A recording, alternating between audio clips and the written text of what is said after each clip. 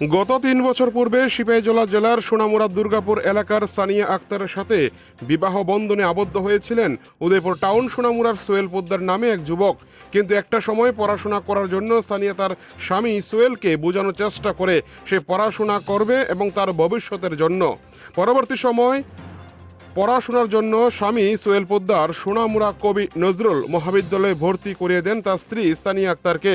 বর্তমানে দ্বিতীয় বর্ষের চতুর্থ ধাপে পাঠরত ছিল সানিয়া, কিন্তু গত 17 তারিখ সকাল 11:30টার দিকে অন্যান্য দিনের মতো সানিয়া আক্তার উদয়পুর টাউন সোনামুড়া তার স্বামীর বাড়ি থেকে বের হয়ে সোনামুড়া কবি নজরুল মহাবিদ্যালয়ের উদ্দেশ্যে রওনা দেয়।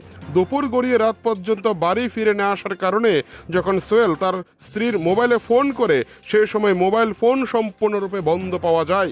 পরবর্তী সময়ে সোহেল পোদ্দার তার শ্বশুর বাড়িতে ফোন করে যখন খোঁজ শুরু করে তখন সে জানতে পারে তার স্ত্রী বর্তমানে বাংলাদেশের কুমিল্লা জেলার কোতোয়ালি থানার অন্তর্গত বিবির বাজার এলাকায় অবস্থান করছে। সংবাদের সূত্রে আরও জানা যাচ্ছে কিভাবে বাংলাদেশে তার স্ত্রী সেখানে গিয়েছে তার উত্তর খোঁজার জন্য বর্তমানে আইনের দ্বারস্থ হয়েছেন গোটা সোহেলের পরিবার। বর্তমানে স্বামী সোহেল পোদ্দার তার স্ত্রী সানিয়া আক্তারকে ফেরত পাওয়ার জন্য শনিবার সন্ধ্যায় উদয়পুর রাধা কিশোরপুর মহিলা থানায় গিয়ে আইনের আশ্রয় নিয়েছে এবং নিখোঁজ মামলা দায়ের করেছে। পুলিশ মামলা হাতে পেয়ে নড়ে চড়ে বসেছে। ইতিমধ্যেই শুরু হয়েছে উচ্চ পর্যায়ে তদন্ত।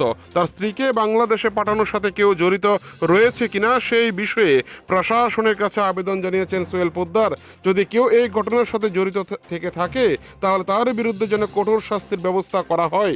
আবেদন ইতিমধ্যেই রাধা কিশোরপুর মহিলা থানায় জানানো হয়েছে। সূত্রের খবর, বেশ কয়েকজনের নামে ইতিমধ্যেই মামলা দায়ের হয়েছে মহিলা থানায়।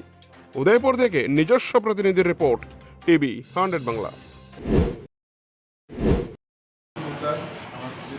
সোহেল পোদ্দার আমার স্ত্রী সানিয়া আক্তার বাড়ি সোনামুড়া।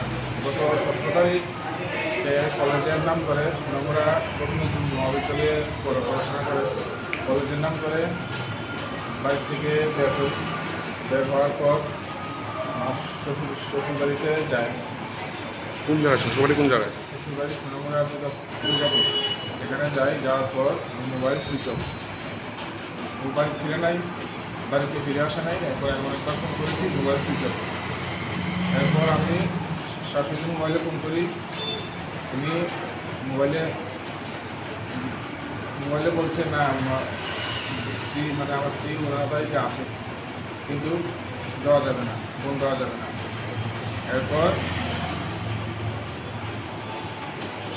শাশুড়ি আমার থেকে আমি বারবার ফোন করি, কিন্তু ফোন দেওয়া যাবে না, স্ত্রী আছে আমার এখানে আছে। এরপর দিন আমি আমার পরিবার নিয়ে খবর নিয়ে যাই।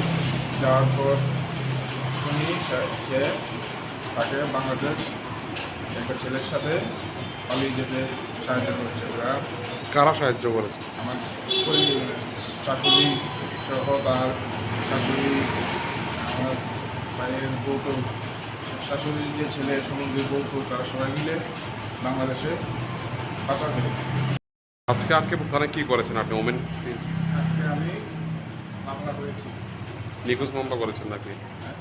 নিখোঁজ মামলা করেছেন না? আজকে আমি নিখোঁজ মামলা করেছি। আমার স্ত্রীকে মূল্যে চাই। বাড়ি কোন জায়গায় আপনার? আমরা ওই দূর সুনামরা। কি করেন আপনি পেশা? আমি একটা দোকানে কাজ করি।